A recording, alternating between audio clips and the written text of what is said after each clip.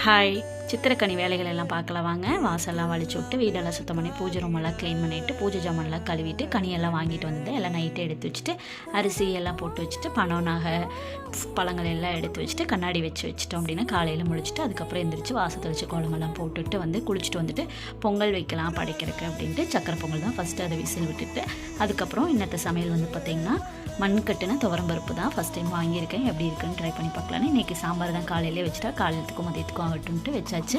அப்புறம் சக்கரை பொங்கல் அதில் கொஞ்சம் எடுத்து வெண்பொங்கல் எல்லாம் தாளிச்சிட்டு அதுக்கப்புறம் தோசை ஊற்றி எல்லாம் எடுத்து வச்சுட்டு பாத்திரம்லாம் கழுவி எல்லாம் கிச்சன்லாம் நீட் பண்ணி முடிச்சுட்டு அதுக்கப்புறம் பூஜை பண்ணி எல்லாம் சாமியெல்லாம் கும்பிட்டாச்சு. இன்னத்த சமையல் இது தான் சாம்பார், சக்கரை பொங்கல், வெண்பொங்கல், அப்புறமா வந்து தோசை, அப்புறம் பச்சைப்பயிறு முளை கட்டி வச்சுருக்கேன் சாப்பிட்றதுக்கு. எல்லாம் முடிச்சுட்டு வேலையெல்லாம் முடிச்சாச்சு. சாமிக்கு சக்கரை பொங்கல் வைக்கிறதுக்கு இலை போட்டு கொஞ்சமாக சாமிக்கு படைச்சிடலாம் அப்படின்ட்டு எல்லாம் ஃபஸ்ட்டு எடுத்து சாமி முட்டாச்சு.